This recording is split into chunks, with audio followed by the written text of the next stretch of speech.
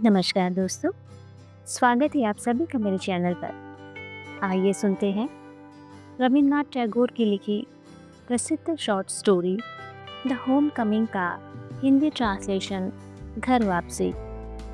ये कहानी है एक ऐसे लड़के की जिसे उसकी माँ उसकी शरारतों से परेशान होकर उसके मामा के यहाँ पढ़ने भेज देती है।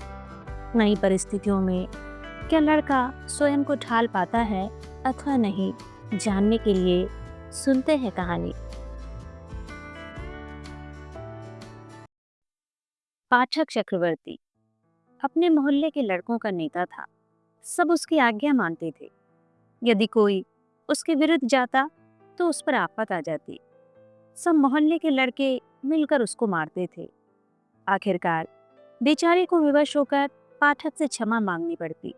एक बार पाठक ने एक नया खेल सोचा। नदी के किनारे एक लकड़ी का बड़ा लट्ठा पड़ा था जिसकी नौका बनाई जाने वाली थी। पाठक ने कहा, हम सब मिलकर उस लट्ठे को लुढ़काएं। लट्ठे का स्वामी हम पर क्रुद्ध होगा और हम सब उसका मिलकर मजाक उड़ाएंगे। सब लड़कों ने उसका अनुमोदन किया।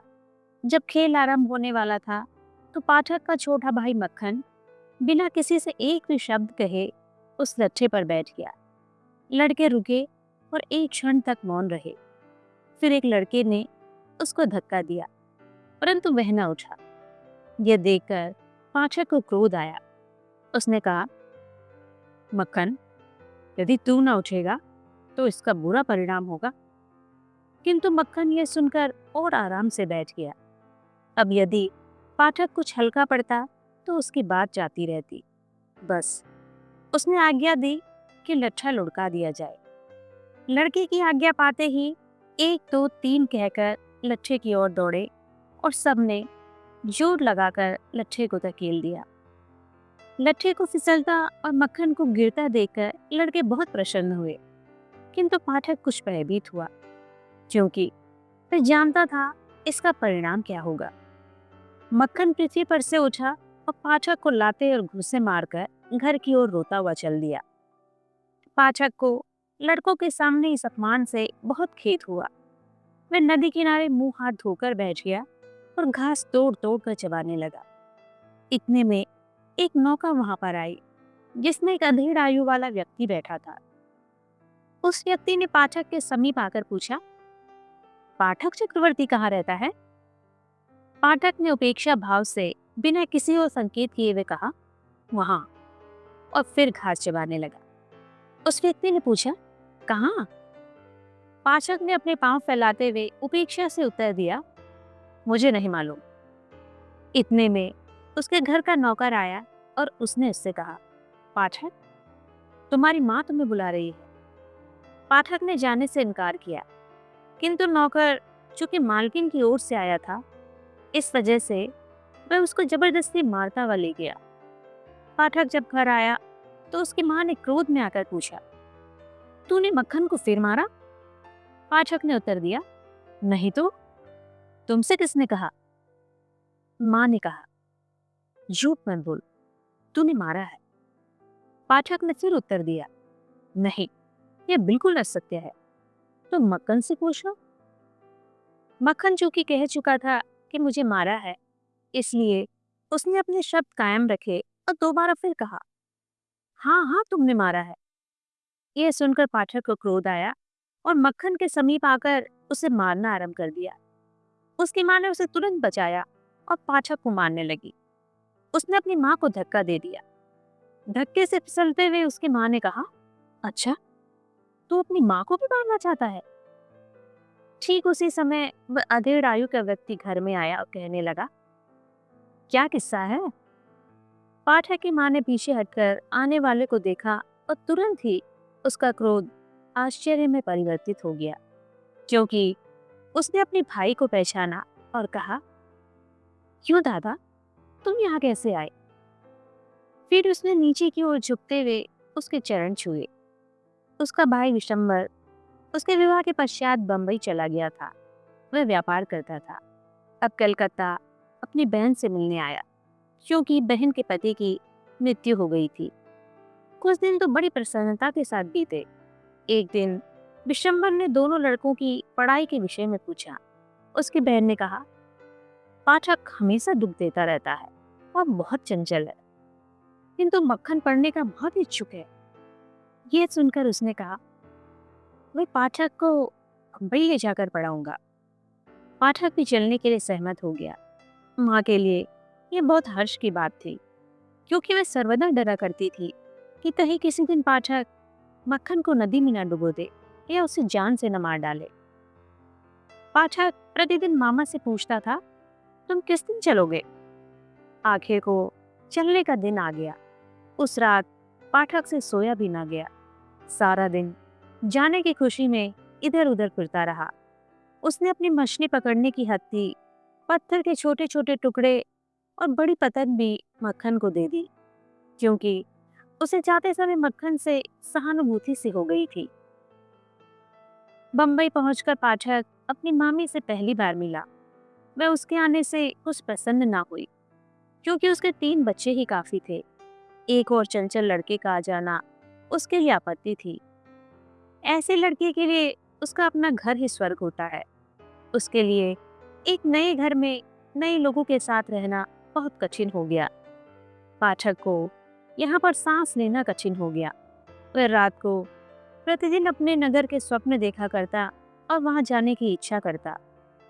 उसको वह स्थान याद आता जहाँ वह पतंग उड़ाता था और जहाँ वह जब कभी चाहता जाकर स्नान करता था।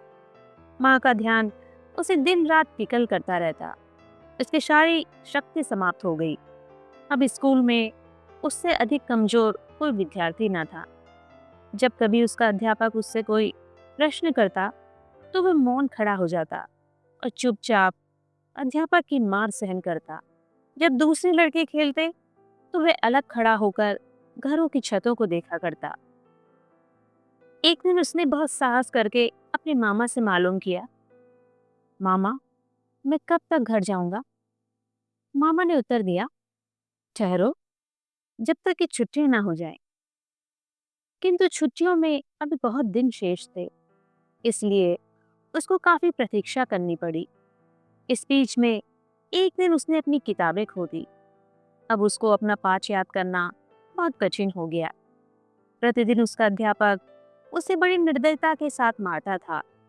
उसकी दशा इतनी खराब हो गई कि उसके मामा के बेटे उसे अपना कहने को शर्माते थे। पाठक मामी के पास गया और कहने लगा, मैं स्कूल ना जाऊंगा, मेरी पुस्तक खो गई है। मामी ने क्रोध से अपने ओठों को चबाते हुए कहा, दुष्ट, मैं तुझको कहां से महीने में 5,000 पुस्तक खरीद कर दूं? इस समय पाठक के सिर में दर्द उठा।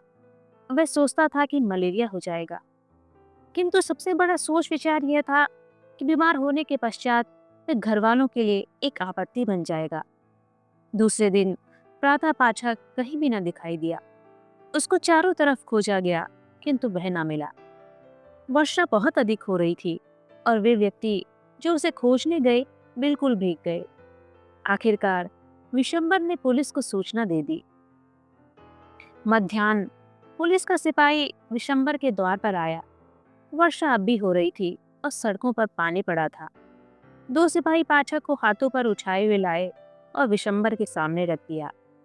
पाठक के सिर से पांव तक कीचड़ लगी हुई थी और उसकी आंखें ज्वर से लाल थी। विशंबर उसको घर के अंदर ले गया। जब उसकी पत्नी ने पाठक को देखा तो कहा, यह तुम क्या विपत्ति ले आए हो? अच्छा होता जो तुम इसको घर भिजवा देते। पाठक ने यह शब्द सुने और सिसकियां लेकर कहने लगा, मैं घर जा तो रहा था, परंतु वे दोनों मुझे जबरदस्ती ले आए। ज्वर बहुत तीव्र हो गया था। सारी रात में अचेत पड़ा रहा। विशंबर एक डॉक्टर को लाया। पाठक ने आंखें खोली और छत की ओर देखते हुए कहा, छुट्टियां आ गई क्या? विशंबर ने उसके आंसू पोंछे, उसका हाथ अपने हाथ में लेकर उसके सिराने बैठ गया। पाठक ने फिर बड़बड़ाना शुरू किया, माँ, माँ, मुझे इस प्रकार न मारो, मैं सच सच बताता हूँ। दूसरे दिन पाठक को कुछ चेत हुआ। उसने कमरे में चहुं ओर देखा और एक ठंडी सांस लेकर फिर अपना सर तकिए पर डाल दिया। विशंबर समझ गया और अपना मुख उसके समीप लाते हुए कहने लगा, पाठक, मैंने तुम्हारी माँ को बुलाया है। पाठक फिर उसी प्रकार चिल्लाने लगा। कुछ घंटों के पश्चात उसकी माँ रोते हुए कमरे में आई। विशंबर ने उसे मौन रहने को कहा, पर वह अपने आप को पाठक की चारपाई पर डालकर कहने लगी, पाठक, मेरे प्यारे बेटे पाठक। पाठक की सांस कुछ समय के लिए रुकी, उसकी नाड़ी हल्की पड़ी और उसने एक सिसकी ली। उसकी माँ फिर चिल्लाई, पाठक, मेरे आँख के तारे, मेरे हृदय की कोयल। पाठक ने बहुत धीरे से अपना सिर दूसरी ओर किया और बिना किसी की ओर देखते हुए कहा, माँ, क्या छुट्टियां आ गई हैं? अभी आपने सुनी रविन्द्रनाथ टैगोर के द्वारा लिखी गई कहानी। आशा है आपको कहानी पसंद आई होगी। कहानी पसंद आई हो मित्रों, तो वीडियो को एक लाइक और चैनल को सब्सक्राइब करके अवश्य जाइएगा। तो मिलते हैं फिर एक नई कहानी के साथ एक नई वीडियो में। तब तक अलविदा दोस्तों।